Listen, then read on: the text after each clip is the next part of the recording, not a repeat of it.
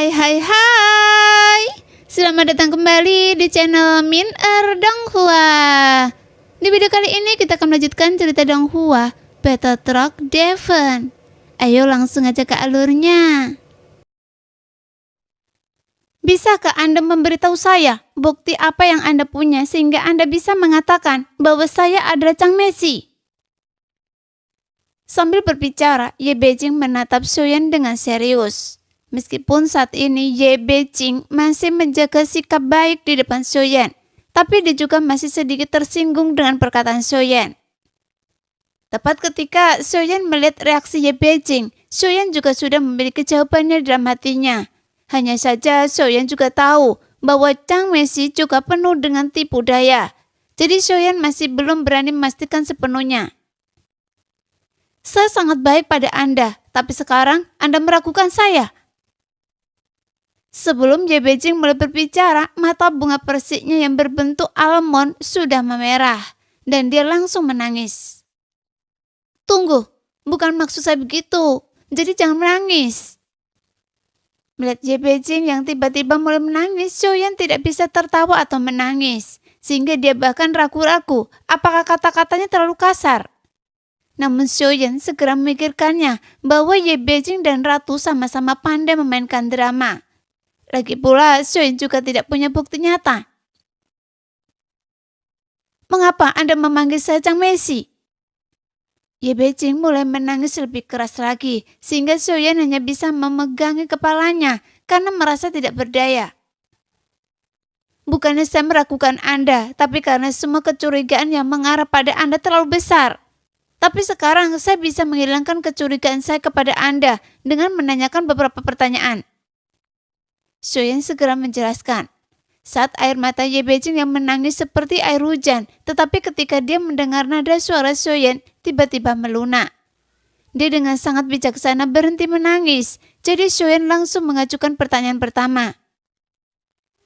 Kapan terakhir kali Anda menghadiri pertemuan alam dewa kekacauan? Sekarang, karena Xiaoyan tidak bisa bersikap keras, dia harus mengesampingkan kecurigaannya pada Ye Beijing terlebih dahulu.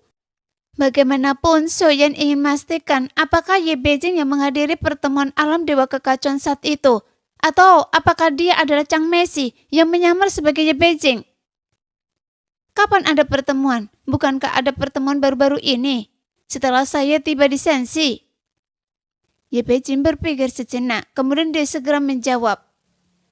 Waktu tidak menjadi masalah, tapi apakah Anda ingat apa yang Anda katakan kepada nomor 1 pada saat itu? Jelas Xiaoyan harus memastikannya lebih lanjut.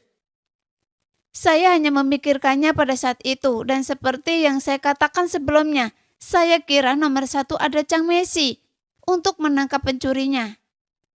Ye Beijing menggertakkan gigi dan berkata dengan ekspresi serius. Mendengar itu, Xiaoyan mengerutkan bibirnya, seolah-olah dia sangat mempercayai tebakannya. Kemudian, Xiaoyan memandang Ye Beijing dengan serius, karena pada dasarnya dia tidak dapat memastikan tebakannya. Jadi Xiaoyan hanya bisa mengesampingkan kecurigaannya pada Ye Beijing, dan akan memikirkannya dalam jangka panjang. Karena meskipun penampilan wanita yang tampak bodoh ini hanyalah sebuah akting, tapi dia juga dicurigai dalam pertemuan alam dewa kekacauan. Bahkan dia dikeluarkan secara paksa dari pertemuan alam dewa kekacauan. Dan ini jelas bukan sebuah akting. Karena wanita ini sangat berani bersuara dengan nada marah. Dan dia bahkan berani melontarkan tuduhan tersebut hanya dengan menebak-nebak. Jadi wanita ini memang benar-benar gila.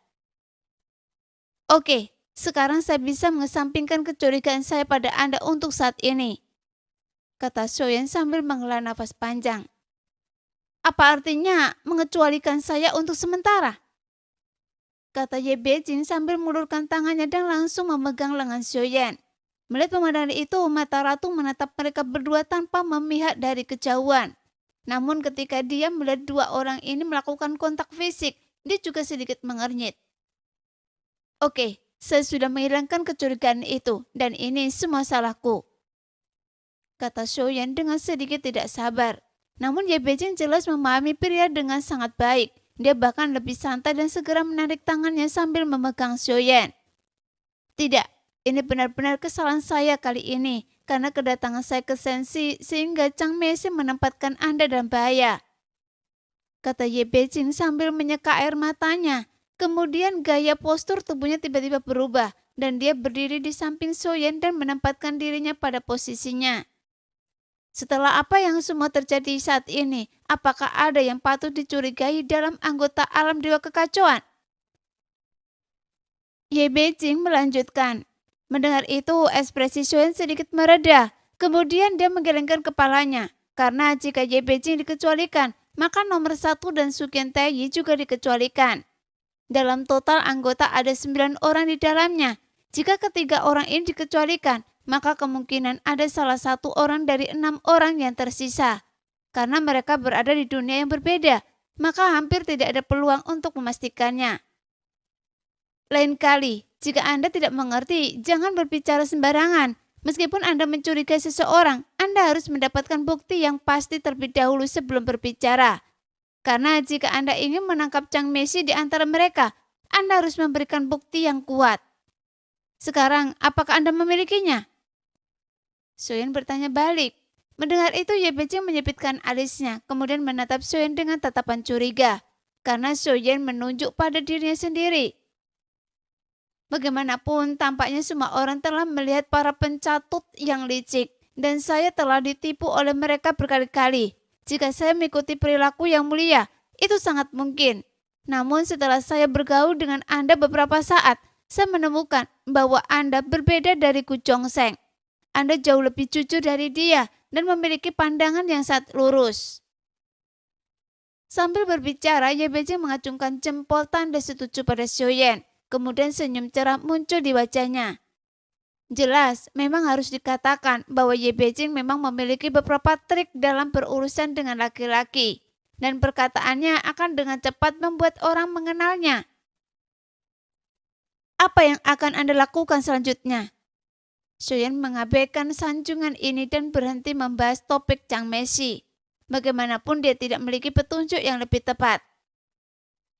Anda tidak akan mengusir saya, kan?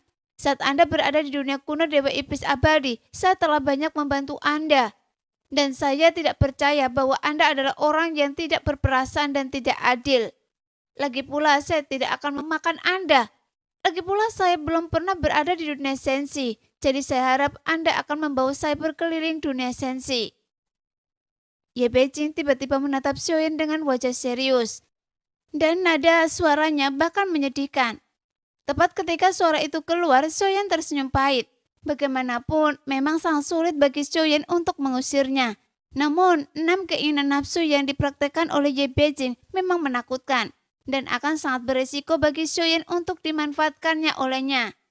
Hanya saja Soyen juga tahu, masih banyak hal yang belum diketahui oleh Soyen tentang dunia kuno Dewa Iblis Abadi. Dan salah satunya adalah klan Cimi yang memiliki kekuatan untuk merebut tubuh.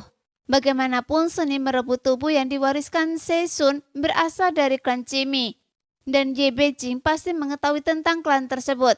Jika Soyen tetap membiarkannya di sisinya, dia mungkin bisa mendapatkan beberapa informasi tentang klan Cimi dari mulutnya.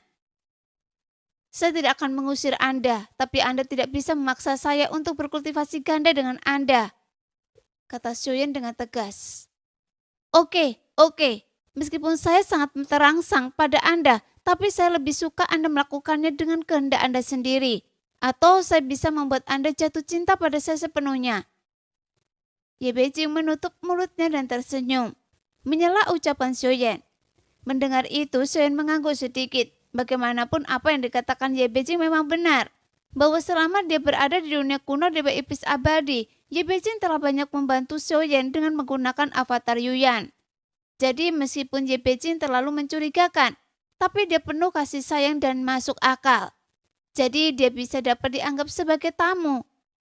Terlebih lagi Ye Beijing sangat kuat dan dia bisa dijadikan teman. Bahkan dia bisa dianggap sebagai penghubung dunia sensi dan dunia kuno Dewa Iblis Abadi. Lagi pula meskipun Ye Beijing sendiri, tapi dia jauh lebih kuat daripada 50.000 orang yang dibawa oleh Soyen dari dunia kuno Dewa Iblis Abadi. Setelah Soyen selesai berbicara dengan Ye Beijing, Soyen segera berbalik dan terbang menuju tempat ratu berada. dan Ye Beijing cukup pintar untuk tidak mengikutinya. Melainkan dia berjalan berkeliling di antara orang-orang dari dunia kuno Dewa Iblis Abadi yang membuat 50.000 makhluk abadi tampak bersemangat saat melihat Ye Beijing. Karena bagi mereka identitas Ye Beijing seperti ratu dunia sensi. Dan Ye Beijing dia adalah keberadaan teratas di dunia kuno Dewa Iblis Abadi. Dan juga merupakan dewa abadi yang dijunjung oleh para dewa dari dunia kuno Dewa Iblis Abadi. Ye Beijing melambai untuk menyapa semua orang yang membuat 50.000 dewa abadi semuanya melompat, kegirangan dan berkumpul sedikit ke arah Ye Beijing. Tepat ketika Zuoyan melihat pemandangan itu, dia langsung tersenyum pahit. Karena Ye Beijing memang memiliki kepribadian yang sangat tidak terkendali. Jadi sangat mustahil bagi semua orang untuk tidak menyukainya sama sekali. Nah, demikianlah video hari ini. Terima kasih yang sudah menonton video Min Er sampai selesai. Sampai jumpa lagi di video selanjutnya. Bye-bye.